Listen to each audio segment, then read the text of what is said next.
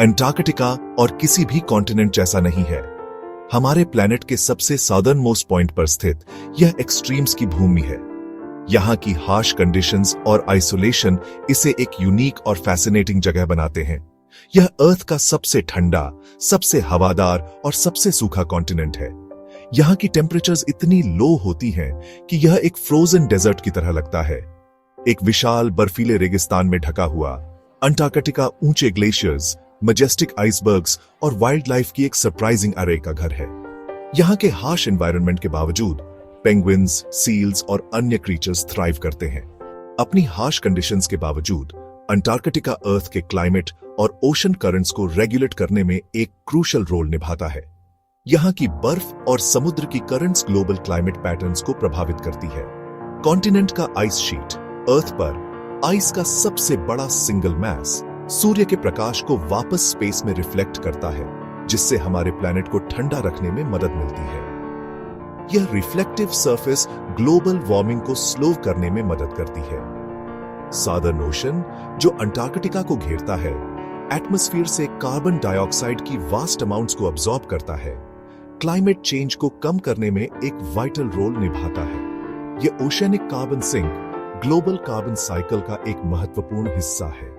Antarctica भी immense scientific value वाला एक कॉन्टिनेंट है। यहाँ के रिसर्च स्टेशंस और लैबोरेटरीज में साइंटिस्ट्स ग्राउंड ब्रेकिंग रिसर्च करते हैं। इसका प्रिस्टीन एनवायरनमेंट अर्थ के पास्ट, प्रेजेंट और फ्यूचर में एक यूनिक विंडो प्रदान करता है। यहाँ की अनटच्ड लैंडस्केप्स और प्रिजर्व्ड आइस कोर्स हमें एंशिएंट क्लाइमेट्स और एनवायरमेंटल चेंजेस के बारे में वैल्यूएबल इंसाइट्स देते हैं। दुनिया भर के scientist climate change, geology, marine biology और कई अन्य डिसिप्लिन्स का अध्ययन करने के लिए अंटार्कटिका आते हैं। यहाँ की यूनिक कंडीशंस और इकोसिस्टम्स उन्हें अनपैरेलल्ड रिसर्च अपॉर्चुनिटीज प्रदान करते हैं। उनका रिसर्च हमारे प्लैनेट और इसके सामने आने वाली चुनौतियों को समझने के लिए क्रूशल है। ये फाइंडिंग्स हमें फ्यूचर क्लाइमेट सिनेरियोज और एनवायरमेंटल कंजर्वेशन स्ट्रेटजीज को डेवलप करने में मदद करती हैं। दशकों से अंटार्कटिका साइंटिस्ट्स और एक्सप्लोरर्स का एक्सक्लूसिव डोमेन था।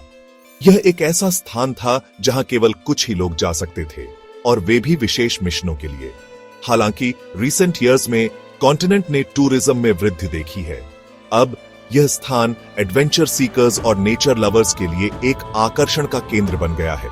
अधिक से अधिक लोग अंटार्कटिका की स्टार्क ब्यूटी, इसके यूनिक वाइल्ड लाइफ और अर्थ पर लास्ट ट्रूली वाइल्ड प्लेसेस में से एक का एक्सपीरियंस करने के अवसर के लिए आकर्षित होते हैं। यहाँ की लैंडस्केप्स और वाइल्ड लाइफ का अनुभव करना एक अद्वितीय अनुभव है। क्रूज शिप्स अब रेगुलरली सादर्न ओशन के बर्फीले पानी में नेविगेट करते हैं। हर साल हजारों विजिटर्स को अंटार्कटिका लाते हैं। ये शिप्स पर्यटकों को एक सुरक्षित और आरामदायक यात्रा का अनुभव प्रदान करते हैं। टूरिस्ट्स ऊंचे आइसबर्ग्स को देख सकते हैं, जो प्रकृति की अद्भुत कृतियां हैं। सील्स और पेंगुइन्स के बीच कायाक कर सकते हैं, जो एक रोमांचक और यादगार अनुभव है। और यहाँ तक कि बर्फीले कॉन्टिनेंट पर रात भर कैंप भी लगा सकते हैं। ये एक ऐसा अनुभव है जो जीवन भर याद रहता है। जबकि टूरिज्म इकोनॉमिक बेनिफिट्स ला सकता है और अंटार्कटिका के महत्व के बारे में अवेयरनेस बढ़ा सकता है, ये एनवायरनमेंट और वाइल्ड लाइफ पर पोटेंशियल इंपैक्ट के बारे में भी कंसर्न्स पैदा करता है। इसलिए सस्टेनेबल टूरिज्म प्रैक्टिसेस को अपनाना और पर्यावरण की सुरक्षा सुनिश्चित करना अत्यंत महत्वपूर्ण है। अंटार्कटिका को अक्सर एक लिविंग लैबोरेटरी के रूप में वर्णित किया जाता है।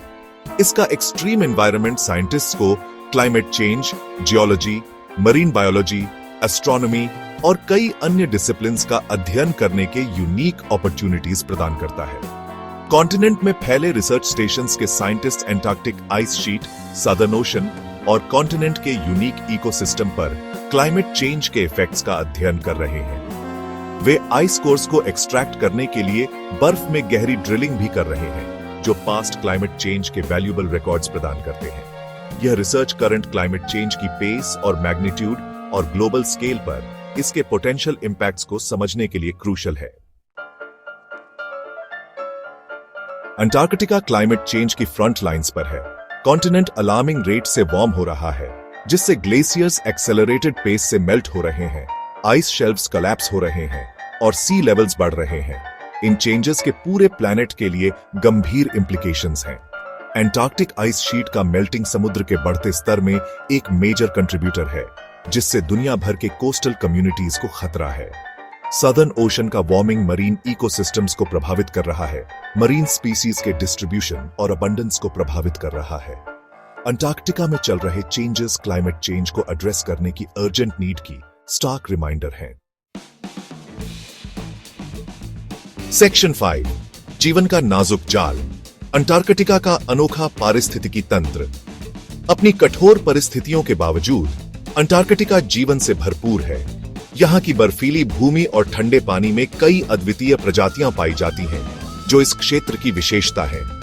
पेंगुइन, सील, व्हेल, समुद्री पक्षी और कई अन्य जीव सदर्न ओशन और कॉन्टिनेंट के बर्फीले तटों पर पनपते हैं। ये प्रजातियां अत्यधिक ठंड, सर्दियों के महीनों के दौरान सूर्य के प्रकाश की कमी और बर्फ की निरंतर उपस्थिति के अनुकूल होती है। यहाँ की कठोर परिस्थितियों में भी जीवन ने अपने लिए एक रास्ता खोज लिया है। सर्दियों के महीनों के दौरान सूर्य के प्रकाश की कमी के बावजूद यहाँ के जीव अपने अनुकूलन के कारण जीवित रहते हैं और बर्फ की निरंतर उपस्थिति के अनुकूल होती है। यह अनुकूलन ही उन्हें इस कठोर वातावरण में जीवित रहने में मदद करता है।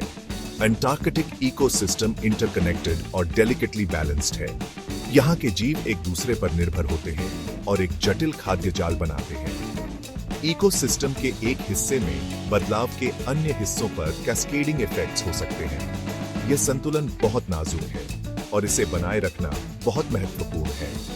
उदाहरण के लिए क्लाइमेट चेंज और ओवरफिशिंग के कारण क्रिल, छोटे क्रस्टेशियंस जो कई अंटार्कटिक प्रजातियों के लिए एक की फूड सोर्स है, में गिरावट। छोटे क्रस्टेशियंस जो कई अंटार्कटिक प्रजातियों के लिए एक की फूड सोर्स है, में गिरावट पूरे फूड वेब के लिए विनाशकारी परिणाम हो सकते हैं। यह गिरावट पूरे पारिस्थितिकी तंत्र को प्रभावित कर सकती है। पूरे फूड वेब के लिए विनाशकारी परिणाम हो सकते हैं। यह दिखाता है कि कैसे एक छोटे से बदलाव का प्रभाव पूरे पारिस्थितिकी तंत्र पर पड़ सकता है। सेक्शन 6, स्वर्ग की रक्षा, जिम्मेदार पर्यटन का महत्व। अंटार्कटिक टूरिज्म की बढ़ती लोकप्रियता अपॉर्चुनिटीज और चैलेंजेस दोनों प्रस्तुत करती है। जबकि टूरिज्म लोकल इकोनॉमी में कंट्रीब्यूट कर सकता है और कंजर्वेशन के महत्व के बारे में अवेयरनेस बढ़ा सकता है, अगर इसे रिस्पॉन्सिबली मैनेज नहीं किया गया तो इससे एनवायरनमेंट और वाइल्ड लाइफ को नुकसान पहुंचाने की भी क्षमता है। यह क्रूशल है कि अंटार्कटिका जाने वाले टूरिस्ट्स अपने इंपैक्ट को कम करने के लिए स्ट्रिक्ट गाइडलाइंस का पालन करें। इन गाइडलाइंस में वाइल्ड लाइफ से सेफ डिस्टेंस बनाए रखना, सेंसिटिव एरिया से बचना और कचरे का उचित निपटान शामिल है। रिस्पॉन्सिबल टूरिज्म यह सुनिश्चित करने में मदद कर सकता है कि आने वाली पीढ़ियां अंटार्कटिका की सुंदरता को देखती रहे। सेक्शन 7, अंतरराष्ट्रीय सहयोग, एक साझा जिम्मेदारी के रूप में अंटार्कटिका। अंटार्कटिका अंतरराष्ट्रीय सहयोग द्वारा शासित एक कॉन्टिनेंट है। 1959 में हस्ताक्षरित अंटार्कटिक संधि अंटार्कटिका को शांति और विज्ञान के लिए समर्पित एक कॉन्टिनेंट के रूप में नामित करती है। संधि सैन्य गतिविधि को प्रतिबंधित करती है, वैज्ञानिक अनुसंधान को प्रोत्साहित करती है और अंतरराष्ट्रीय सहयोग को बढ़ावा देती है। अंटार्कटिक संधि प्रणाली, जो पिछले कुछ वर्षों में अतिरिक्त समझौतों और प्रोटोकॉल्स को शामिल करने के लिए विकसित हुई है, अंटार्कटिका और उसके आसपास के पानी के संरक्षण और प्रबंधन के लिए एक फ्रेमवर्क प्रदान करती है। यह सिस्टम वैश्विक चुनौतियों का समाधान करने में अंतरराष्ट्रीय सहयोग की शक्ति का प्रमाण है। सेक्शन 8, अंटार्कटिका का भविष्य, कार्रवाई के लिए एक आह्वान। अंटार्कटिका का भविष्य अधर में लटका हुआ है। कॉन्टिनेंट को कई तरह के खतरों का सामना करना पड़ रहा है, जिनमें क्लाइमेट चेंज, पोल्यूशन और बढ़ी हुई मानवीय गतिविधियों के संभावित प्रभाव शामिल हैं। अंटार्कटिका की रक्षा के लिए ग्लोबल स्केल पर तत्काल कार्रवाई की आवश्यकता है। क्लाइमेट चेंज के प्रभावों को कम करने के लिए हमें ग्रीन हाउस गैस इमिशंस को कम करना चाहिए। हमें प्रदूषण को रोकने और बायोडायवर्सिटी की रक्षा के लिए उपायों को मजबूत करने की आवश्यकता है और हमें कॉन्टिनेंट और उसके सामने आने वाली चुनौतियों को बेहतर ढंग से समझने के लिए अंटार्कटिका में वैज्ञानिक अनुसंधान का समर्थन जारी रखना चाहिए। सेक्शन 9, निष्कर्ष, हमारी सामूहिक जिम्मेदारी। अंटार्कटिका एक दूर और अलग थलग कॉन्टिनेंट की तरह लग सकता है, लेकिन इसका भाग्य हमारे अपने से इनेक्स्ट्रिकबली जुड़ा हुआ है। अंटार्कटिका में हो रहे परिवर्तनों के वैश्विक परिणाम हैं, जो समुद्र के स्तर, समुद्र की धाराओं और पृथ्वी की जलवायु प्रणाली को प्रभावित करते हैं। अंटार्कटिका की रक्षा करना केवल उन देशों की जिम्मेदारी नहीं है जो अंटार्कटिक संधि के पक्षकार हैं। यह एक सामूहिक जिम्मेदारी है जिसके लिए हम सभी की ओर से कार्रवाई की आवश्यकता है। एक साथ काम करके हम यह सुनिश्चित कर सकते हैं कि अंटार्कटिका आने वाली पीढ़ियों के लिए शांति, विज्ञान और आश्चर्य का कॉन्टिनेंट बना रहे।